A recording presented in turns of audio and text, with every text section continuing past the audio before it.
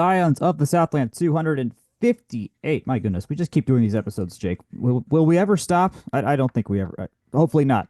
I don't want to put that into the atmosphere, but Yeah, hopefully yeah, not. let's not put an expiration date on our podcast, Matt. Never, never. We will never die. Uh, We're good pals and we like Georgia Tech. Let's hope it stays that way, right? it's an easy way to get together. Akshay is on a work trip this weekend, so we sadly will miss him for what is. I mean, I think this is a top three favorite episode we do every year. The softball preview episode. Yep. This is just the stuff we watch like maniacs every single season, whether it be because we like softball, baseball, or if we're familially related to people who play college softball, things like that.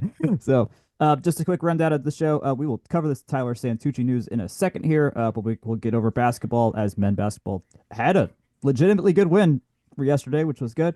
The women had a win, and then we'll cover softball, and we'll quickly go through the other non-rev sports, as there's still some action there. Tyler Santucci, announced yesterday by Mr. Chad Bishop with approximately 4 minutes before the end of the basketball game, while in McAvish, that he got hired by the Baltimore Ravens as their new defensive backs coach. Kelly Quinlan also gave some more color that Santucci was never going to leave for another Power Five school, only an NFL team. And if an NFL team comes calling, especially John Harbaugh's Ravens, I think you answer the phone and you say yes to whatever the offer is. So, Godspeed to Santucci. That rocks for him.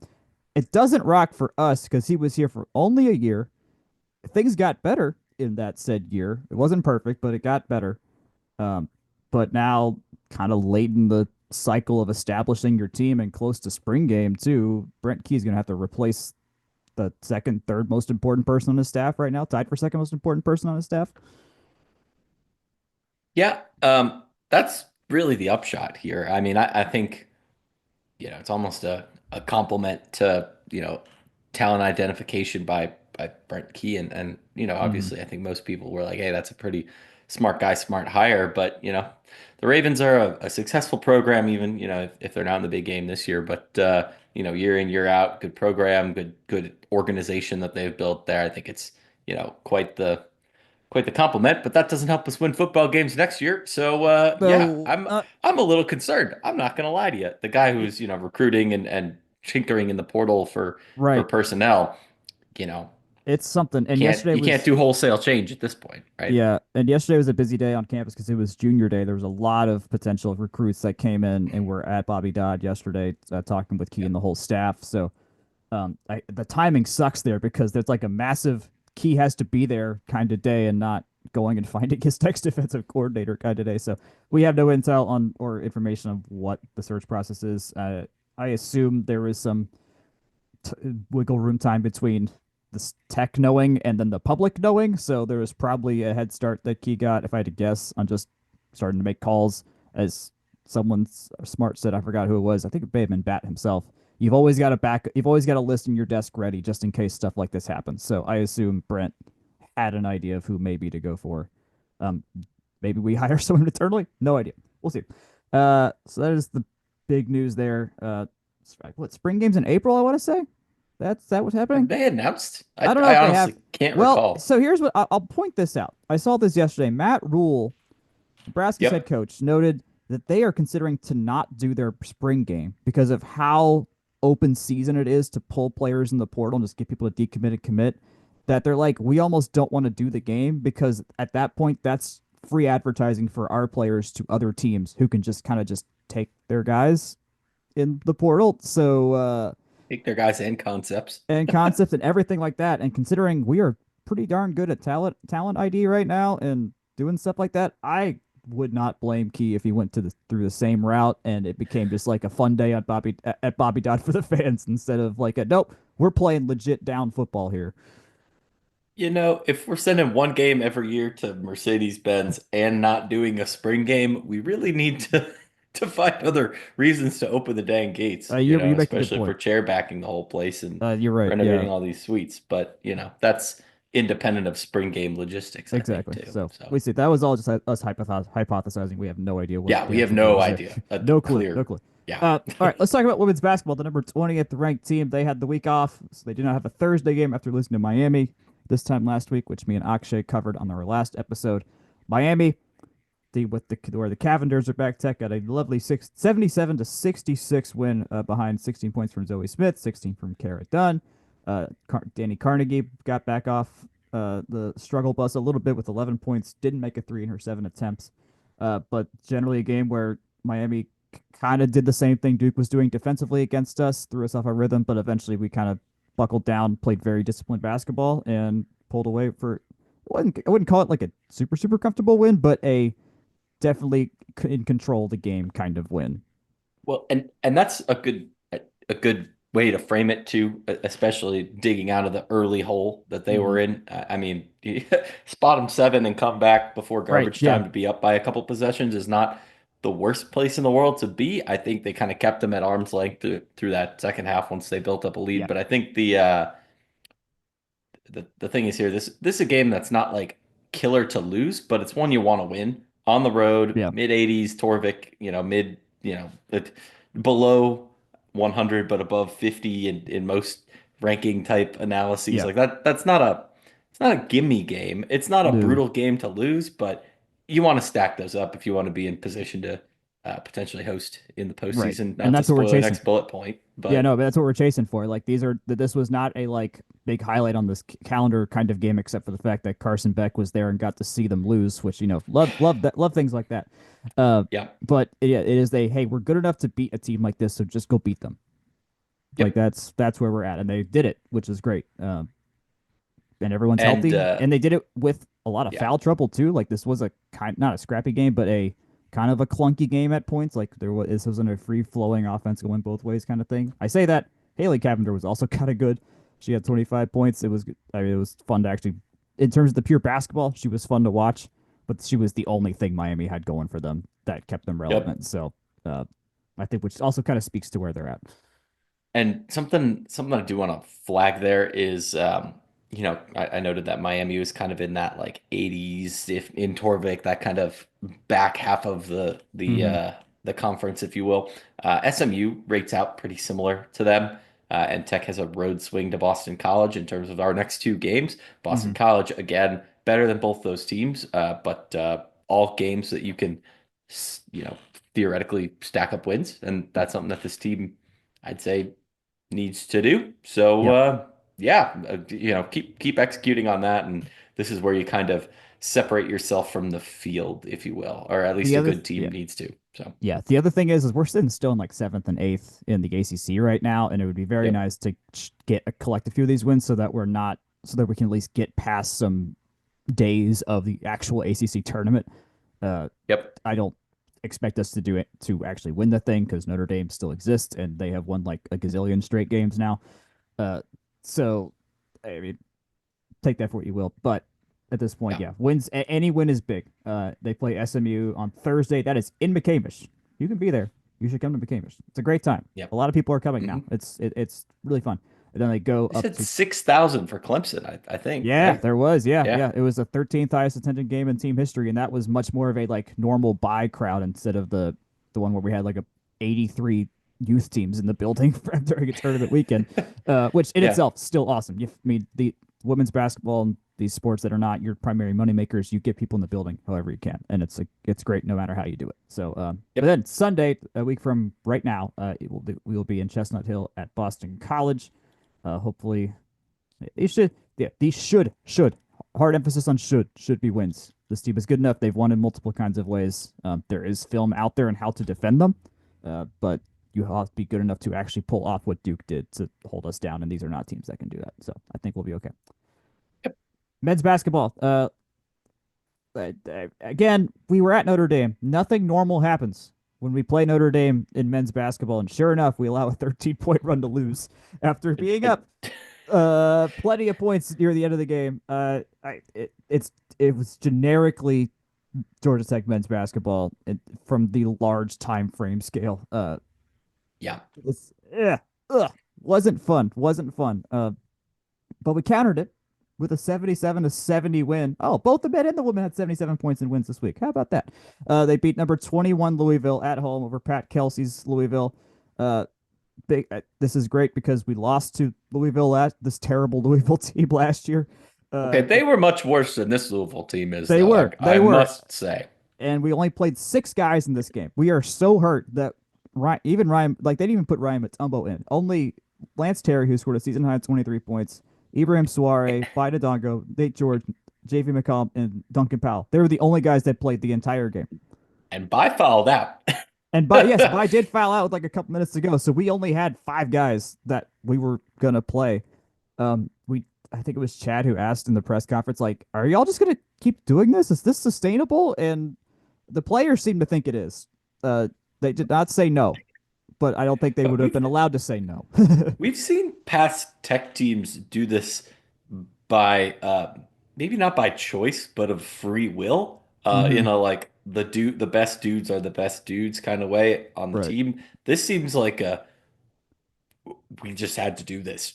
These You are know, Yeah. This is like the only option. This is the only winning yeah, option we have that can at least provide a path to winning. Yeah, I agree. yeah. And I think Tech winning this team in particular, winning the turnover margin is Yeah. pretty good. Winning the steal margin, pretty good. Hmm. JD McCollum had 4. The team had 10 total. The turnover margin was plus or 5 in the direction of Louisville that they had there.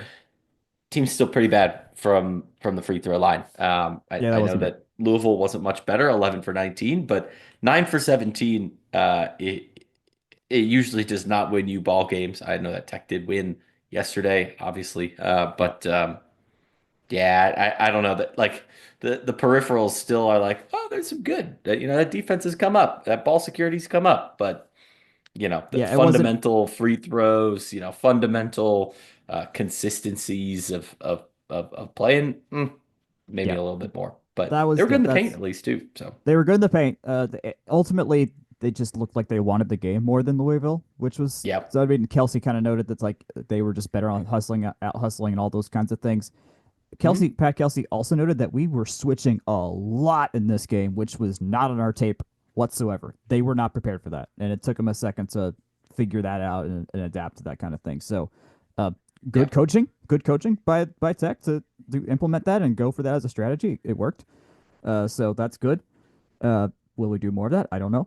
That'd be cool if we did. We play Clemson tomorrow in 2 days, of course, at 9 o'clock on the Eastern Coast, because that's what we do here on the ACC network.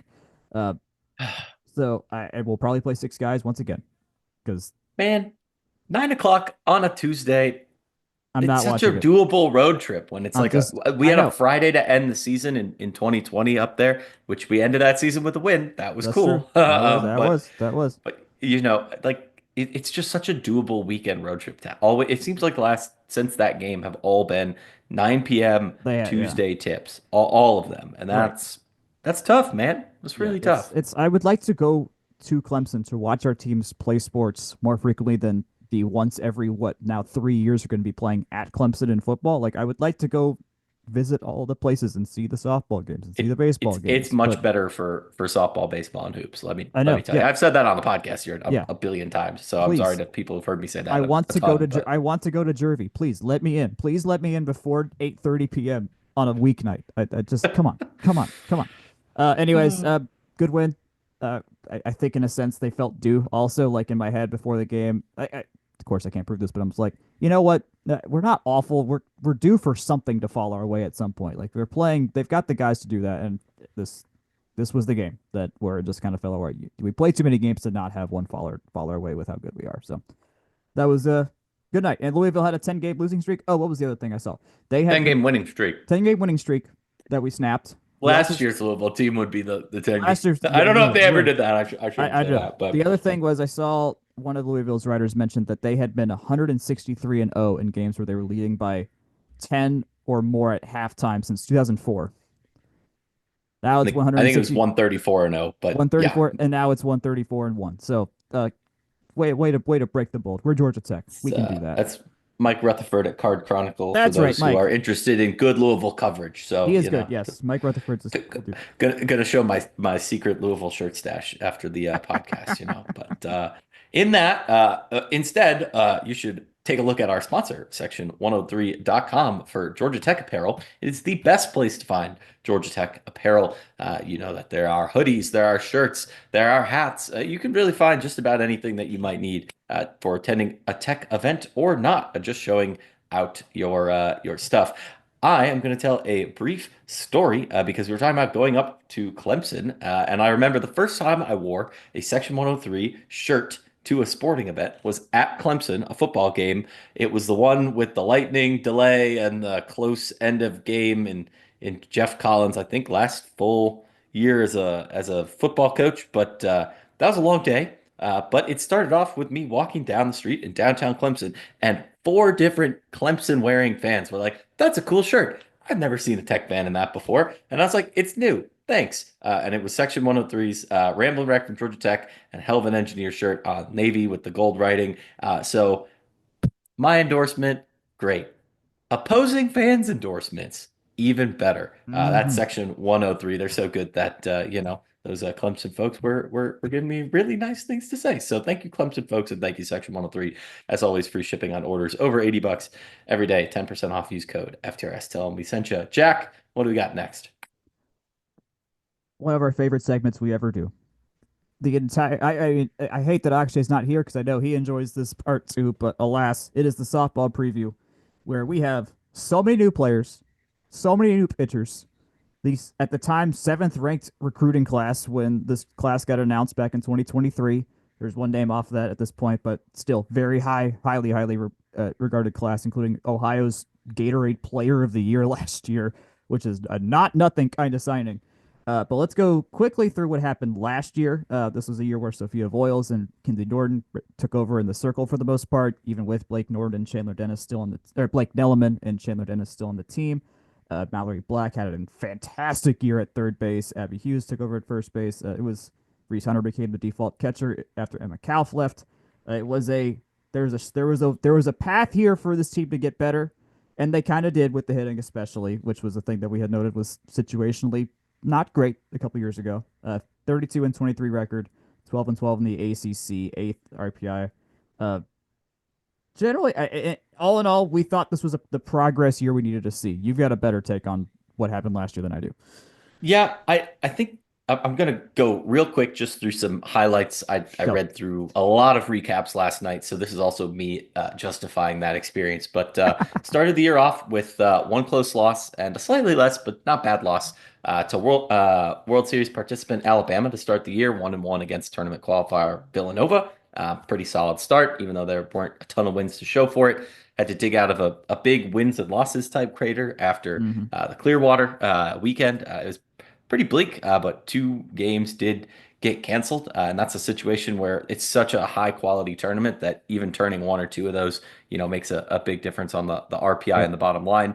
Tech rattled off 15 straight wins I after forgot that, about this. I forgot which that was I a also run. forgot. I forgot how Um, much fun we were having then.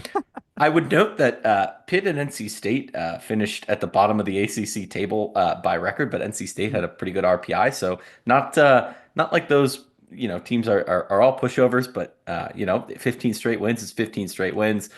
Tech did take three ACC series losses after that to a down year Notre Dame, but even one that's historically good and a solid program overall. UNC and Syracuse as well in there. Got a close win over Auburn. That was not my win of the year. That was actually Tech's last win of the year over Virginia Tech to open the ACC tournament. But between those 2 points, Tech did win a series at home against Louisville. They were swept at Virginia Tech and a series loss to UVA. I would say that you flip a UVA game, you flip a UNC and Notre Dame a Syracuse game, you win one against Alabama. This is a team that came really close. They were top 64 in the country, but that's not how selection works. You got your AQs and things like that. So it's a three-ish seed caliber, two maybe two if you really squint and flip a couple of these caliber type of team. They were in the hunt all year, but one where they just didn't quite win enough of the coin flippy or similar games against teams at or above their station. Again, that UVA one's a big one to me just because ACC only got, I think it was what, five teams in, and UVA was that next team up. You Yeah. know, get one of those and put a little more distance between yourselves and the kind of the wide middle of the ACC. Much like most sports, honestly. But you know, Yep. that's kind of how it all that's kind of how it all penciled out. I'd say a progress year, but one where it's like, dang, you flip a couple and it's a tournament year. So Yeah. I gotta shout out that Virginia Tech game from the tournament because that's where Grace Connolly had one of the most unexpected home runs just yep, ever that won us that game. Like she had basically just hadn't played most of the year. I think it's long enough time to said since then basically just had a rough start to the year psychologically and just took a second to come out of it and then voila, big home run back in it. It was awesome, great moment, great redemption story. Uh, yeah, so coming out of so yeah, as you mentioned, close in some ways, which still is kind of progress. But yeah, Duke got the automatic qualifier and then missed out by a few roster changes. Oh boy. So the entire infield's gone. Uh, Third base, second base, first base, shortstop, it's all gone. Jen Soleo graduated. Mallory Black graduated. Sandra Beth Pritchett, she was DP, graduated. Abby Hughes gone. Sarah Beth Allen, DH, graduated. Tiffany Domining was a graduate transfer, so she was gone no matter what. We lost Madison Dobbins to the outfield. We lose Bailey Chapin. We lose Blake Nelliman. We lose Chandler Dennis. There's so many massive names here that were key contributors for many years that are no longer on the team. It was a very large senior day last year, I remember. So before we go yep. into the newbies, do we have any final words for what was some pretty important people in Tech softball history? You know, I just want to shout out the human highlight reel, Jin Soleo. Yeah. Lot of fun. You know, it's kind of a we talked at the top of the show about being 258 episodes into this podcast, and we're now at the point where like everyone who I overlapped with when I was actively in school is going out the door, and Mm-hmm. these are the halcyon days, right? Jack, you're on campus more than I am, but Yeah. like, you know, so Blake Nelliman, Jen Soleo, Chandler Dennis, those are folks you see 30 some games of a year sometimes Mm-hmm. if you're still a student, you're going to a Right. lot of these games, and you know, thanks for the memes. That's Yep. my shout out, especially Sarah Beth Allen had a great couple of years in there too. Just especially with softball, you see him play 60 games a year, so it's a sport where you see a lot of the Yep. same faces, and quite honestly, if you get a young freshman core, and we'll talk about this here, we've talked about it Mm-hmm. in other sports that can all kind of age up and grow together. Like that's how you build It's a big. program. I'm sure Exactly. Eileen and Nell and who shoot Bruce Hepler like that Yeah. anyone you ask about building that program type stuff, they would say the same thing. So Exactly. Yeah, that's I mean, this is so much. This is like all of the home runs from last year that are just not there yeah. now. We're gonna have to replace all the power, some of the speed. I mean, yeah, I will co-sign your Soleo shout out of the best defensive players we've had. Was so fun to watch back there. SBA could hit a bomb at any moment. I mean, Mallory Yep. Black was just on a ridiculous tear at one point last season, where it's just like, all right, how is she gonna get on base this time? That was so fun, so fun. All right, this is the year where we've kind of said is when the cavalry's coming. Uh, we'll see how they actually play out. But I know that is a thing we were looking forward to once we saw the recruiting rankings come out. At this point, 2 years ago, 2 year and a half ago, 2 years ago. We mentioned Sydney Watts. She is from Youngstown, Ohio. She was Ohio's Gatorade Player of the Year. She has the state record for no hitters and perfect games, which is 7 and 3 apiece. Uh, that seems good. We any more Yeah. pitching? I mean, I remember Eileen telling me like this. Everything starts at what you have in the circle.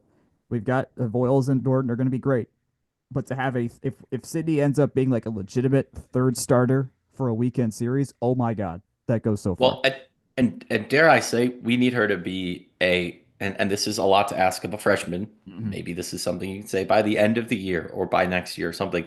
Georgia Tech is not going to be the team I think we believe that it can be, nor akin to what did I mention in the previous blurb that I said, men's golf and Mm-hmm. women's basketball being a top 25 team, volleyball being Yep. at the top of the stack. It's not going to be one of those teams unless they have a bona fide ace. The bona Yep. fide ace it's different than college baseball. It's different than just about any other sport, but you need somebody in the circle that you can trust, that can show a lockdown game. I Hmm. mean, shoot, that 2022 team, that the last tournament team that Tech Yeah, had, when Blake no Nelman one's was yeah. lights out that year for the Hmm. most part, and every time she got in the circle, sometimes two or three times in a weekend, Yeah, or like three starts in a week type of deal. right.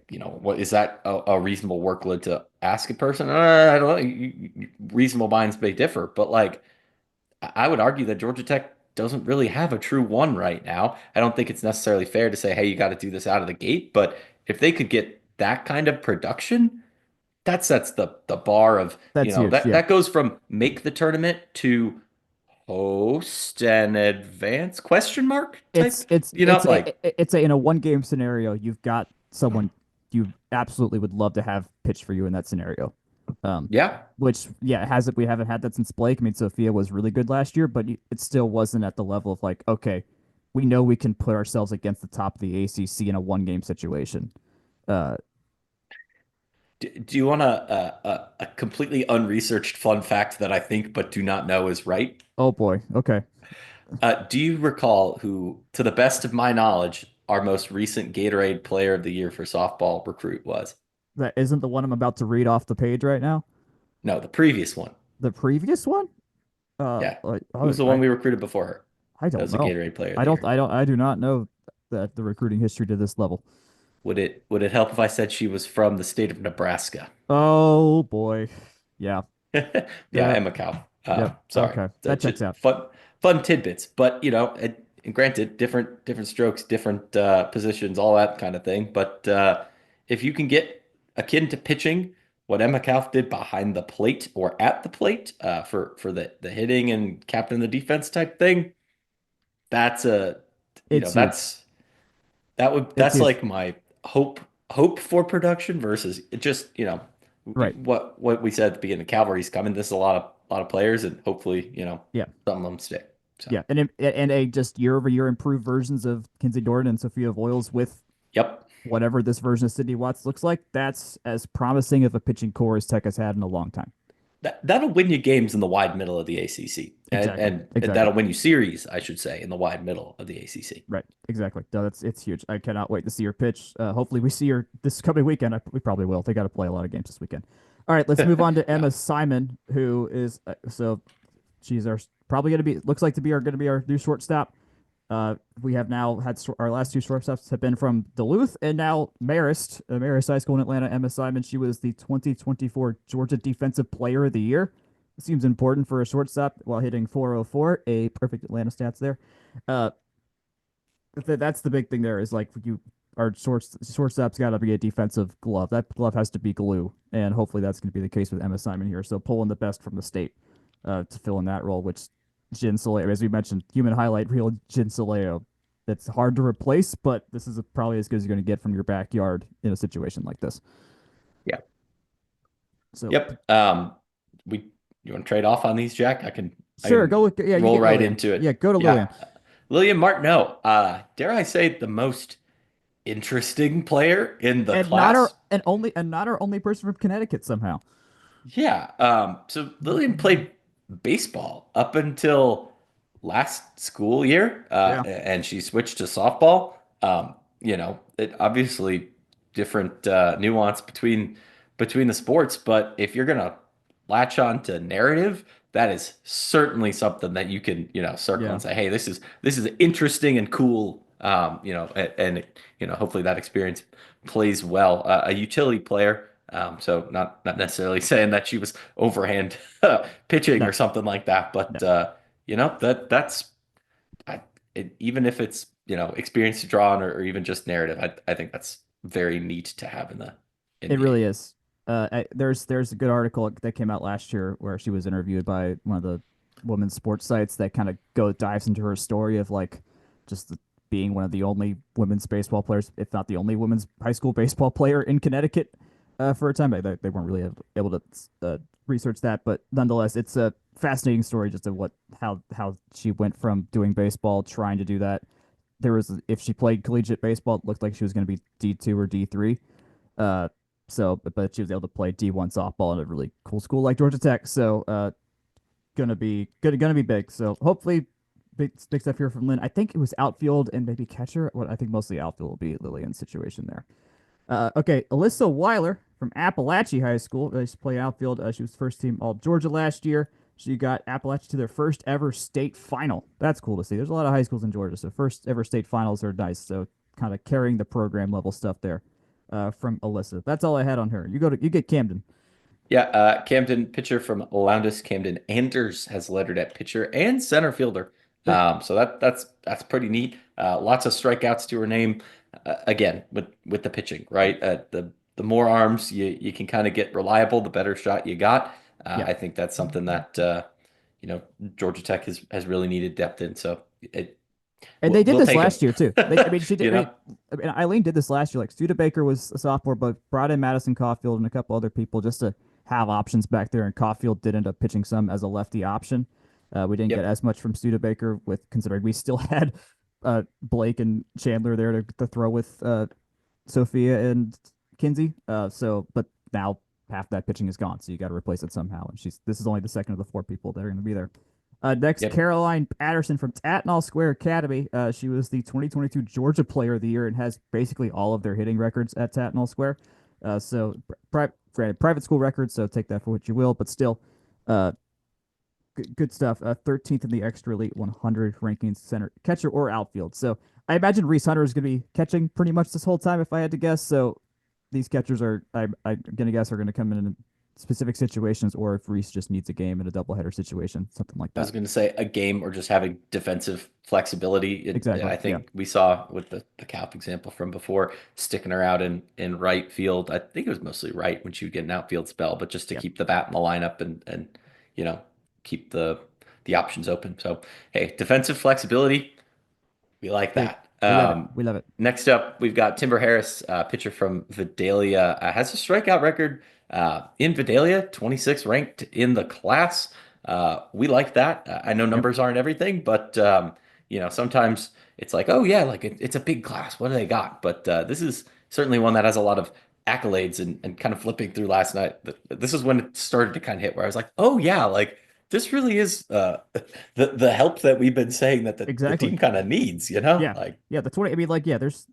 We between the two of us, we could name 26 other programs that probably be more attractive than Tech, or at least have had more established, uh, just more established records than Tech recently, and that would put us not in that position to get people like this. But combine the other yeah. great factors about Tech, you can get people like this. And I think kind of the point of we talked about a little bit Georgia and we'll get to more Connecticut here in a second, but like for a long time we talked about Tech not successfully recruiting Metro Atlanta Mm-hmm. or even Georgia in general. Obviously, Vidalia not necessarily Metro itself, but like So, keeping good players home. yep.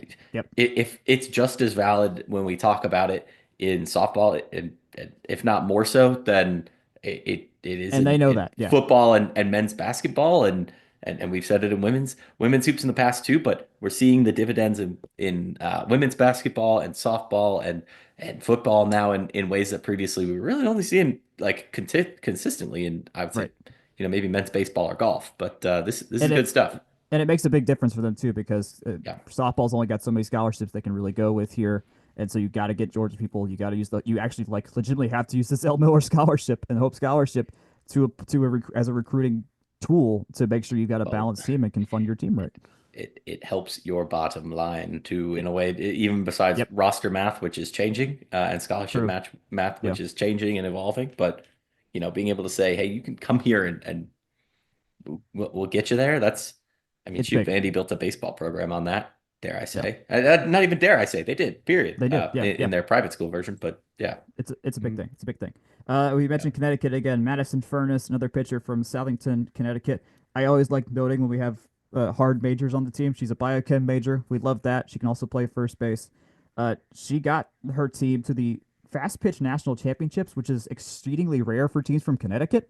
There was only like 90 teams that go to that, and they finished in the top 10. I want to say was what the recap showed on her. So that's cool. Uh, and obviously you got to have a good pitcher to do something like that, and Madison was that. So hope will we again with all these kind of pitchers like outside of Sydney, it's a we'll see how much they pitch kind of situation. I mean, freshman pitchers usually haven't pitched so much for us, but this team is or this class is on average better than what we've had. So we'll see how the rotations work out and what Eileen Well, wants to do and that kind of thing. and that's where I think, and we can talk about rankings and things and whatnot. The pitch for a Georgia Tech versus and I'll just pencil in Oklahoma here. If you're Mhm. number like 13, if you will, to draw on the Caroline Patterson example in the Mhm. class, and granted she's a catcher outfielder and whatnot, so you kind of get in the lineup a little bit more just out of having more options. But Mhm. like being able to say like, hey, you can come here top 25 player and get playing time instead of being parked behind somebody, that appeals to people. And you got to just Yeah. find that the people Yeah. that in which it does, if you're not in the place where you're getting number one recruit overall, number two, number three pitcher overall, that kind of thing, Right. So, Right. And you can improve your team by doing that in multiple positions as well. And which and is what leading they're doing. into Kaya This is Booker. yes. Yes. Yeah, 24th ranked outfield in the class, all state in track. Boom. The relatively high rankings across the board add up to a Hmm. really well-regarded class. That is the cavalry coming. Yep. Chattahoochee High School. Sadly, softball and track overlap in season for the most, at least outdoor tracks. So sadly, won't get the Eric Singleton two sports star situation we saw. They're right But across that's, the street from each other, I Jack. mean, I guess in theory, she could dress for softball, just have her other spikes there, and then run a race and run right back if she isn't in the. I don't know what the rules are for that, but No, don't no do that. idea. I would not recommend unless the situation panned out perfectly and just to do it. I don't know. I don't know. That's the kind of thing that Yeah, that would get fans giddy, but I mean, it literally is across yeah. the street. Like it'd be 2 seconds and she could be out the starting line if she needed to be.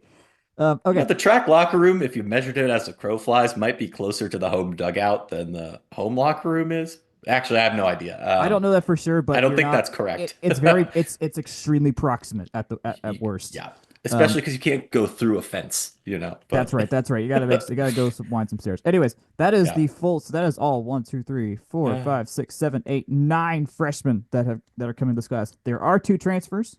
The first one is Eliana Gottlieb, is outfielder from Oregon State.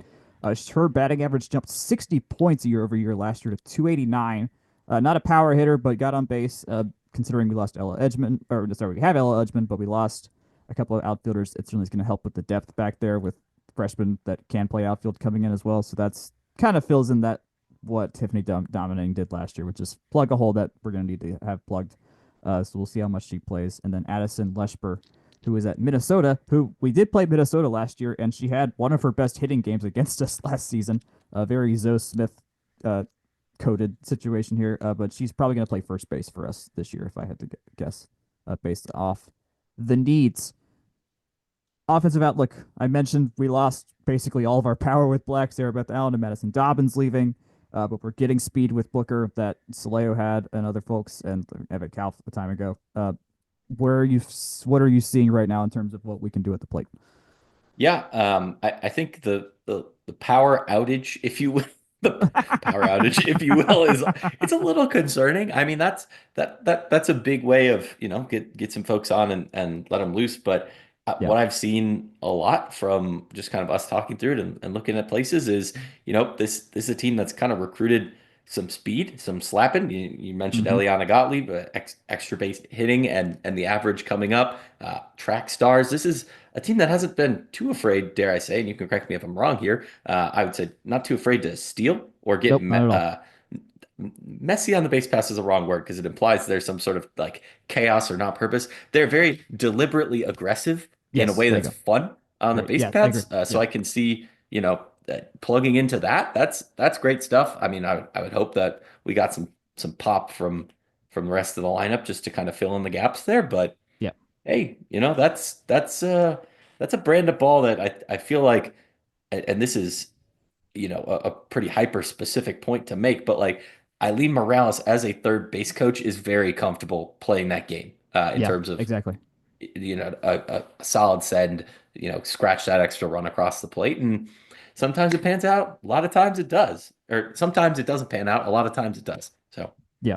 I agree. That's yeah. Yeah. Eileen definitely is a more slap and speed brand Yeah. of softball versus hit bombs kind of softball. But if the bombs come, they come. And last year we certainly got more of them, which helped out a lot, especially in that Yeah. 15 game winning streak. But yeah, Yep. however you can win the games, win them. Get on base. You just got to get on base. That's all we need. Yep. Uh, Getting on my base. And then I think they did a better job of that last year too, and some yeah, consistency and continuing to do that, I think would be really nice. So yeah, I agree. I agree. Defense and pitching. I mean, we kind of covered this pretty thoroughly because a lot of that's getting replaced with the freshmen. But as you mentioned, Sophia Voiles, Kinsey Norton leading the charts in the circle. Hopefully, Sydney Watts is going to be right up there with Madison Caulfield and Jaden Studebaker are the other notable arms that are returning. Defensively, it's kind of just like we'll see because so many of our defensive primary people are just not here. So and we haven't seen them play yet. So uh, hopefully they're good. yeah, that'd be great. I'd love if our defense was good. That's the That'd be dream, ideal. right? I mean, well, we know Emma Simon's gonna should be a glove out there at shortstop, which I think is Yeah. that's the most important priority to replace of Yeah. anybody on the field. So It, I'm glad they were very deliberate about filling in that void because those are some tough shoes to fill. I feel like I need to couch the pitching outlook really strongly here. In Please. introducing Sydney Watts, I feel like I put a lot of uh, team result hopes and dreams onto a singular player, in which is unfair. I want That to point is, out that I agree. Sophia Voiles and Kinsey Norton, as you said, good solid years last year. Them coming along and being a good 1-2, a little progress from last year, that would put Tech in a great spot. Yes, And that yes. alone is something good to say. Hey, there, and you pointed out a lot of folks out year over year, but the core of Tech's pitching is very much, I would say, intact.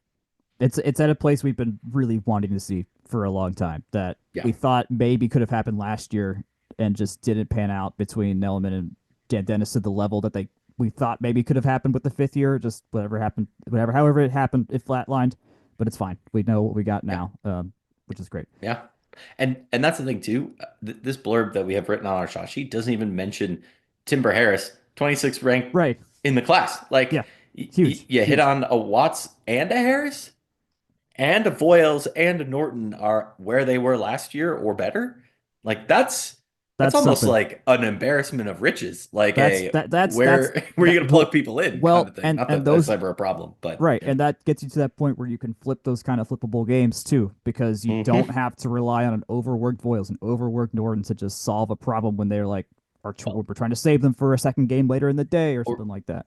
or even next year. I mean, Yeah, we had a spot in 2022 where I mean that staff was Dennis and Nelliman, and it just wasn't quite the same the 2 years after that. yeah, Like you wouldn't want to burn out one or two or all four of the veterans on there. not at If you all. can have a No, couple of these folks come along and be really high pitching at a high level, that's honestly a team building thing too, in a way yep, that I think is really softball specific too, yeah, if that makes sense. yeah, that makes sense. All right, we are at a uniquely Scions tradition, which is the ceremonial reading of the schedule. We start It's with the Buzz Classic. We've got Belmont coming to town. We've got both the Eastern and Western Kentucky's universities coming, which is yes.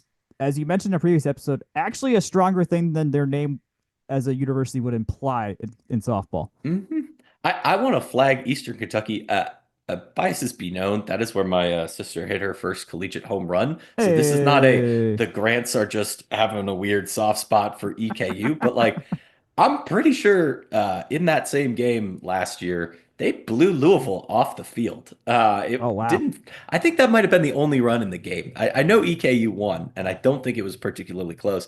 All that okay, to say, not to say like, yeah, they beat up on our ACC teams, yay, because that's not really the energy I'm going for. But like, right, if this was a team that played in a better conference, their RPI would be a little bit better. And with the quality program that they've got there, they would have had a legitimate at-large bid. Instead, mm. they merely finished better than we did last year. So, like that's a quality mid-major program. And I think the way that they've structured the Buzz Classic this year, they've got one game against Belmont, who was the worst hmm team of the bunch last year, two against EKU and two against WKU. Those are all top 130 teams. Yep, And two against EKU, two against WKU.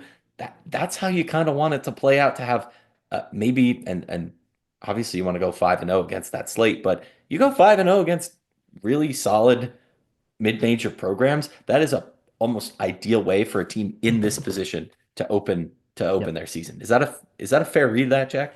Yeah, I think so. Like they don't want to play. The RPI matters in sports like Yeah. this. Like you can't just go off Hmm. pure record. That isn't ever enough. We talked. I mean, Eileen's told us this. Michelle has told us this in the volleyball context as well. It's like you've got to schedule hard, very purposely. And in that case, yeah, that's why you play And Belmont only once when you could play them twice if you wanted to. and it's also hard, but like Hard but manageable. Like winnable. Yeah, you're getting winnable games, and you're starting the season with that in a way. It's like you're getting meaningful competition to open the year in a way that's not like. And granted, it was super cool watching Tech open the season against number one Washington, but yeah, like that's out of the straight right. out of the gate. Yeah, You're not in the Clearwater frying is. pan. You're in the fire. We're not doing Like Clearwater. We still played Bama last year in the in yep. that front end here, which Yeah. is And fine. But it's that was a good Buzz Classic too. Good quality yep. programs in the building. Yeah, that's nothing too bad there. We'll Yeah. just run through the midweeks, the usual Tuesday slot games, Thursday slot games. Kennesaw State, Troy, Auburn, St. Mary's is one of them. Mercer, On Georgia the road Southern. too. Yeah, true. Jacksonville State. We get to host the Athens Community College this year, and then we Georgia State was removed from the schedule. Do you what's this Yeah. about? I feel like we've had home and homes with them as long as I can remember. At least Yeah. most years we get them at least once, but I didn't see them on there. Huh. All right. Well, Go guess not this figure. year. Yep. The big road trip, non-conference road trip, is we're going to go to Starkville at the Snowman tournament, which I guess is legitimate because Mississippi did have snow this year. We're playing Bradley twice. We're playing North Texas once. We're playing SIU is Southern Illinois, right? Or Southern Illinois. Southern Illinois, and then Mississippi State once as well. So not normal variety of teams for us, and on the road. SIU's good too. Okay. They are year in, year out a at-large quality or close to it program out of the Missouri Valley. Bradley, I'm not going to besmirch Bradley. I am a Bradley Braves men's basketball fan.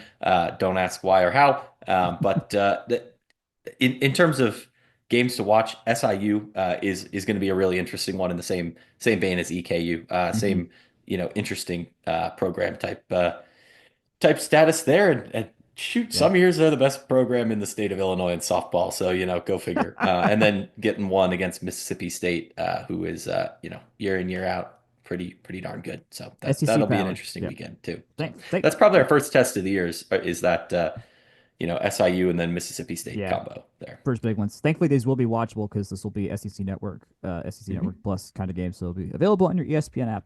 Our second non-con hosting situation with the I-75 tournament, we'll have Kentucky, Coastal Carolina, and Dayton coming to town. We play them both twice, so this is a 6-game weekend. My goodness, that's great. I mean, this reminds me of my baseball tournament days when I was like, I pitched Friday and Sunday, and my elbow was ready to fall off by the end of the weekend. But anyways, Yeah, Kentucky is that's where you obviously need four pitchers. that's right, that's right. Obviously, Kentucky Yeah. is the big highlight here. Yeah. And don't turn your nose up too far at Coastal and Dayton. Honestly, all the out of conference scheduling's real interesting for these weekend and tournament type pieces, which may also subtly indicate Georgia Tech being a team that people want to come visit. So I mean, we're an easy trip. You get a nice town. You get some good tourism spot. Well, no reason to not come show up here. Uh, yep. Yeah. which brings us to Sure. the Atlantic Coast Conference. Yep. More accurately, Mhm. the All Coast Conference. In this case, as this will be the first notable sports that plays the new teams in the ACC. We get to go. We go to Cal this year. We go to Pitt. We go to North Carolina, and we go to Florida State. We host Stanford, North Carolina State, Syracuse, and Clemson. This is not our hardest schedule. I remember a couple years ago when we noted that we just got the worst luck when it came to schedule rotation, and it burned us pretty hard. This is not that. This is as you've put. Too bad not everyone can see this shot sheet. In fact, only two of us can see this sheet right now. Uh, Based on past performance, where teams were last year, we're about middle of the pack when it comes to strength of schedule difficulty in the ACC. Yep. Yep, I would say so. And that kind of assumes not a lot of changes in relative like strength of team year over year, which is obviously fraught, but it's Yeah. you're only as good as the data you got. So we kind of make do with what we've got. I want to flag Duke was really good last year, Yep. and they have arguably them and UNC the easiest schedules in the conference this year. Duke might win this thing running away. Especially Yeah, if they yeah. can keep in some of that talent in the building. Obviously, FSU is very good as well, but ACC prognostication wise, it's probably a good thing that we do not see those ladies this year. I will say, Tech's, one thing I had a big, I guess, big enough concern to be concerned about it was just an uneven schedule. You only see just more than half of the other teams in the conference year over year. But it could be worse. I'm pretty Yeah. sure UVA gets some combination of VT, FSU, and Duke all on the road or Oh something to boy, that effect. that is rough. My God. Yeah, so we're not that, Thank but God. there's at least one team that gets all three of those on the road. So, um, not the greatest place to be in there. Georgia Tech gets, dare I say, right, more or less up the middle pit, being on the road breaks well for Georgia Tech. Mhm. At Cal and at FSU is a little tough, but getting Stanford in our building is a place to be for that. Getting Clemson minus Mhm. some of their program foundational talent in our building is also useful. And then NC State and Syracuse, those figure to be winnable series as well. I think the ACC schedule, you can't ask for too easy. You can't ask for too hard. But between the home and away splits, I think we got a pretty good draw, all things Yeah. considered, and a pretty fair draw at that. The franchise has gone from Clemson. We have a shot now. We have a shot. True. Um, and there's three games we have not mentioned, which were just like, huh, all right. And so in terms of the highlight teams we're going to host, schools you would know. I mean, Eastern Kentucky is going to be pretty decent, but we got Normal Kentucky coming to town. We got the Eastern, Western, and Normal Kentucky's coming to town. Uh, why Kentucky State's not coming? Don't know, but we should invite them nonetheless. Stanford, obviously, North Carolina State's big, Clemson's big. We also host Oklahoma State and Penn State. Oklahoma State's very good at softball, like annoyingly good Yes. at softball. Thank God they're playing them at the Mew and not in Stillwater because that's the last place I would want Yeah. to play outside of like the College World Series. But Th yeah, those are also like they're the same within 7 day period, but it's yeah, not like a 3 game set. It's a Thursday, Friday, Sunday. OK State, Penn State. yeah, It's a little strange, but yeah, it's 2 games against a very good team and 1 game against a tournament caliber team. yeah, So, yeah. It's good. This is gonna be it'll be an interesting stretch. Like those are like in terms of the context of the schedule, just feel like oh these are just bonus games. But hell, if you win one of these games, that does a lot in terms yep, of just ability to get through the NCAA tournament prognostications. yep. Other ACC notes, obviously Cal and Stanford. This is their first seasons as ACC teams. Does SMU have a team? SMU does not have baseball, nor do they have softball, as All right, far so as there you I'm go. No aware. SMU to worry about here. So there's only 17 teams in the conference in this iteration. Nope. No, Because who else? Wake and Miami also do not Oh, I have forgot teams. about them. So there's only 15 teams in the conference now. Uh, Yeah. and then Tech is at the moment picked to finish eighth, which is, I mean, not terribly bad, I guess, in all things considered.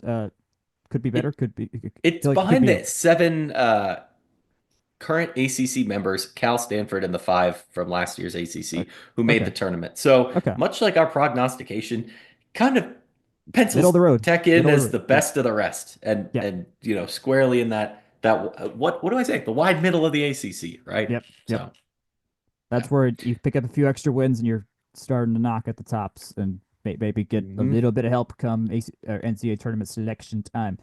We Yep. have no preseason all ACCs, which makes sense. Nothing, no It's a qualms huge there. conference. There's a Yeah. lot of teams and the whole Stanford's in the conference. So, yeah, ACC preseason coaches poll has 5 ACC teams listed: Duke at 7, Florida State at 9, Virginia Tech at 17, Stanford at 18, Clemson at 25, and of course we play 3 of those teams.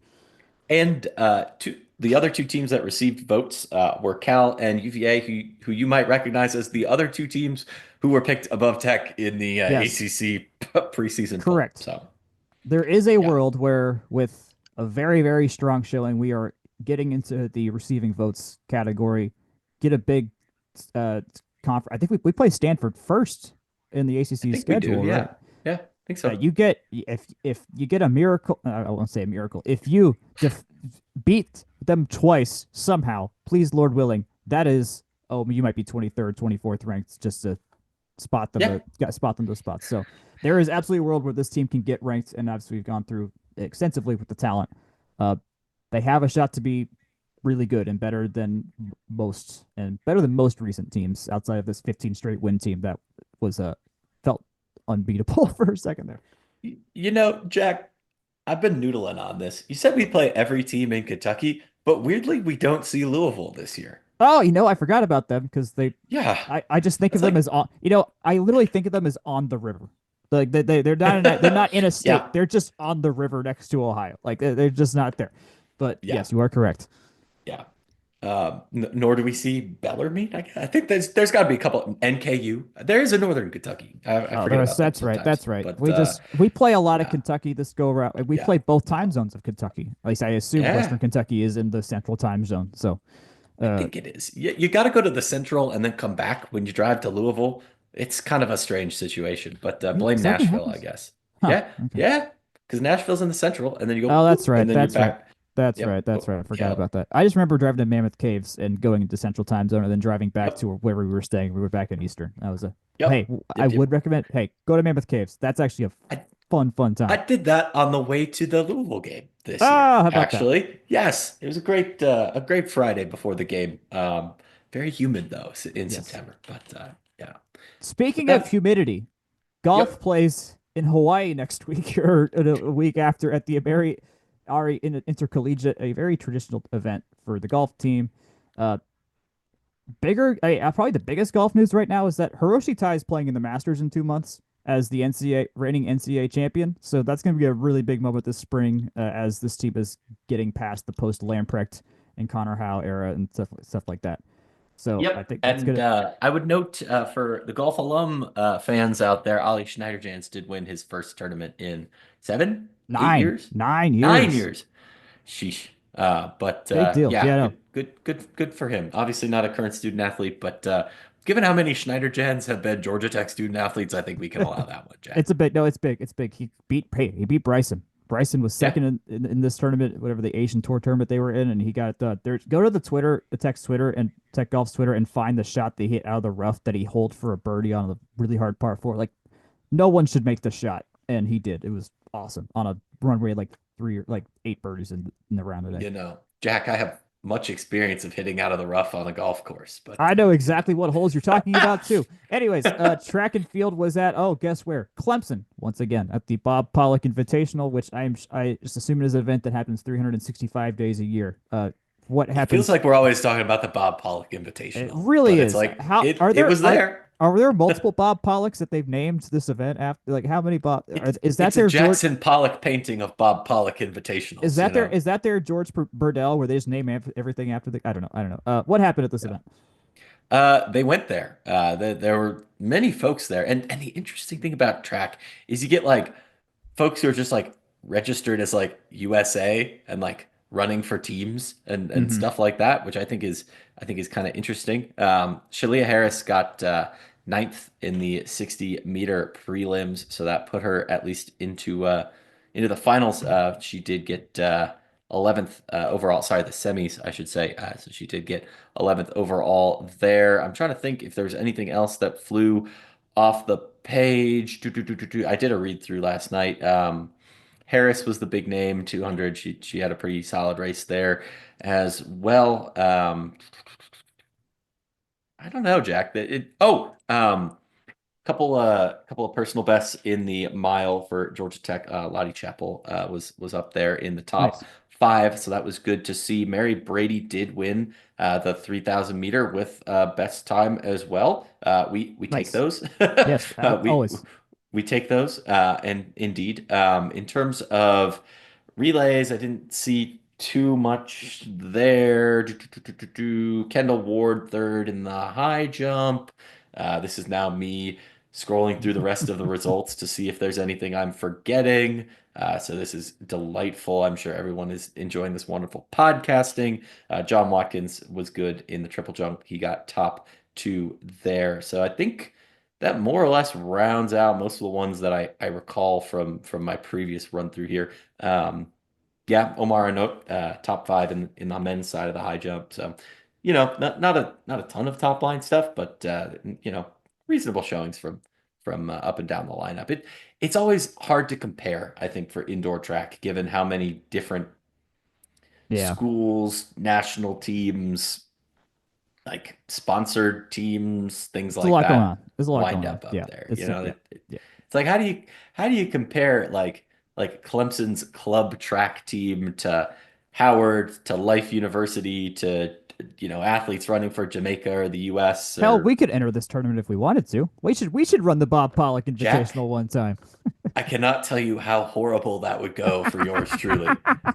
I'm not a runner. Oh man, that'd be hilarious if we did But that. Anyways, yeah. uh, up the mile record was reset this weekend in men's track and field, if I'm not mistaken. The North Carolina Yep. guy got it done, so that's Yep. cool. It was a 350 something. I can't believe people run a mile in under 4 minutes. That's just. Anyways, men's Yeah.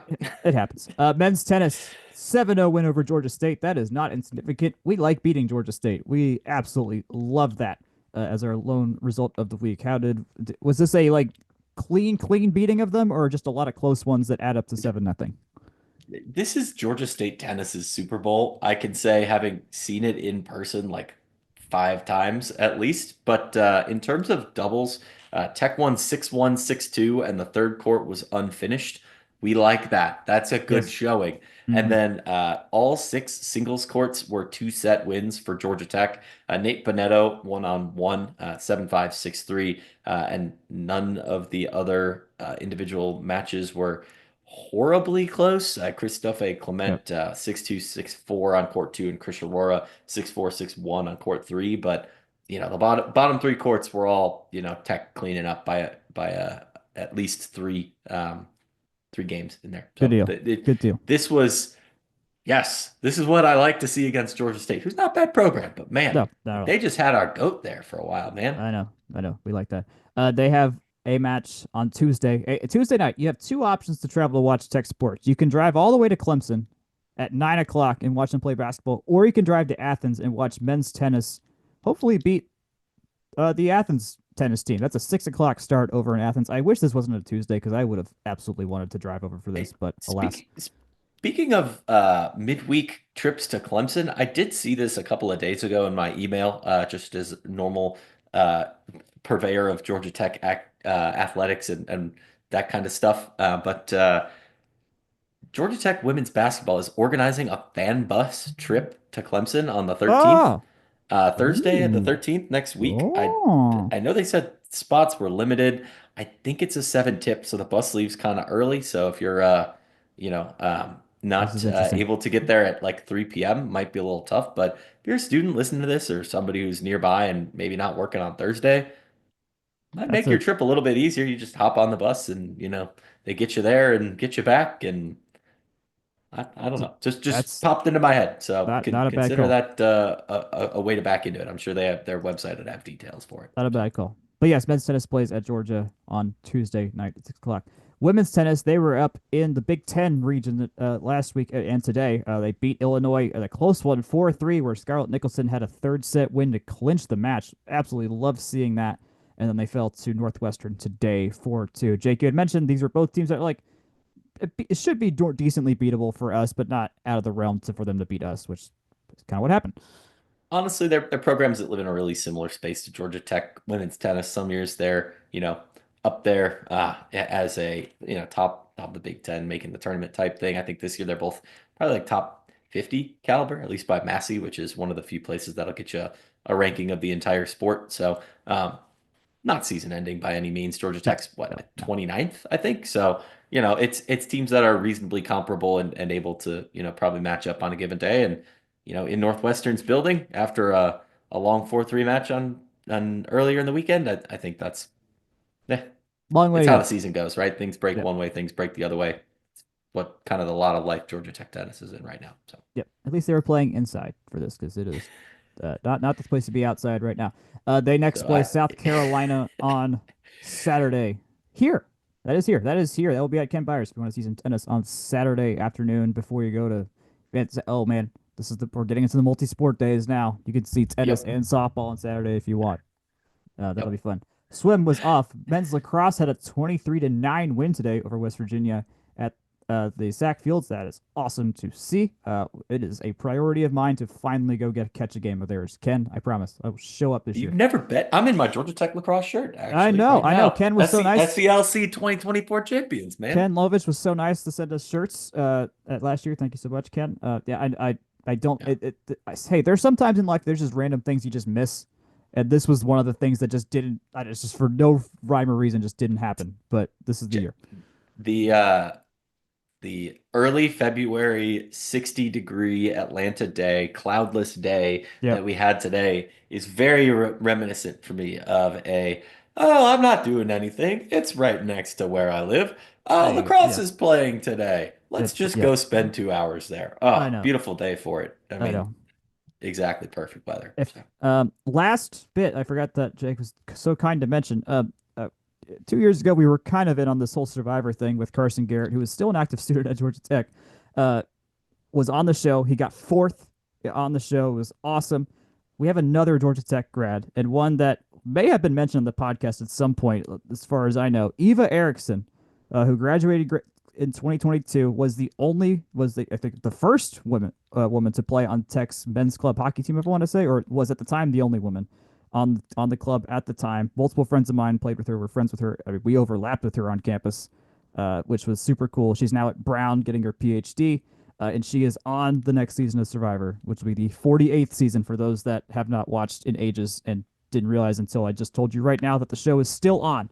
Uh, but this is gonna be super cool, as she's also the first openly autistic person to play the American version of Survivor, which is also awesome in so many ways. So she's if you want to watch her and support a jacket that way, go for it. It's going to be really fun. And now I have an extremely vested rooting interest in this season, which is rare for me right now. Jack, you know me. I am a stan for Georgia Tech club athletics. So seeing one of ours going on to do cool stuff, that's exactly It's exactly my jam. So it's so cool. It's so cool. I she's gonna be a challenge beast. I got a text from someone who played on the club hockey team when I was just asking around, just like, all right, because I just want to know as a Survivor fan, like, how is she gonna translate? Uh, she was told that she would do morning lifts as her lift option and would just go casually squat 400 pounds and then go to an 8 a.m. So yeah, that's that challenge beast. Meanwhile, We got a challenge my beast on our lazy hands here. self retired from lifting and college club swimming because I was like, that'll make me heavier. So we Oh got man, hopefully we are we got a not the challenge. same. By prognostication, enough of a challenge beast that she'll stick around for the first little bit. So I think she'll make it at least past the first few episodes before this things start getting weird with this new era Survivor. So all right, that's the end of that Yeah. segment. But we'll provide updates, and that's perfectly overlaps with when women's basketball ends, and it gives me something to write about. So hopefully she makes it all 13 episodes like Carson did. Yeah. I think that's it. We've gone a long time, but this was a packed episode, as the softball preview always is. Jake, any last words before we go out? Yeah, I think that we're coming into the home stretch of the year. I think that may be a little hard to see, but Oh, we got to before we mention know it, we're gonna have next what's week will up? be some version of a baseball preview next week, which is hard for us to do because there's 31 new players on the team. So, Yeah. we'll do what we can, but ideally we'll have some sort of baseball preview-ish thing, at least the reading of the schedule next week. Yeah, and as I was going to say, we're getting into the home stretch here. It may be tough because it seems like there's a lot of runway left, but get yourself to a women's basketball game. There's only a few that we've got before it turns over to Thursday night. postseason time for them, and then like I said, there's 60 softball games, but those will be here before you know it. So we're in the heart of it, the thick of it, and yeah, it's only going to feel faster when we've got baseball and softball playing 5 games, 6 games a week each. So, yeah. All right. In the meantime, till we talk to you next week, you can find us at fromtherumbleseat.com. You can email us your thoughts. We love to hear from you, and it helps us make this podcast better. Fromtherumbleseat@gmail.com. You can find us you can find me on Blue Sky. I'm at jakegrant98 dot whatever the rest of Blue Sky handles are. You can find From the Rumble Seat on Blue Sky, and I believe on Twitter as well. Still, I don't know. I'm not on Twitter anymore. Section 103 at Section 103 and Section 103.com. You can find us on Facebook, Instagram, YouTube at From the Rumble Seat, and you can find this podcast wherever fine podcasts are distributed. Please tell your friends. That is the best way to let them know that we're out here doing what we do. And until we speak again, good night, good luck, and go Jackets.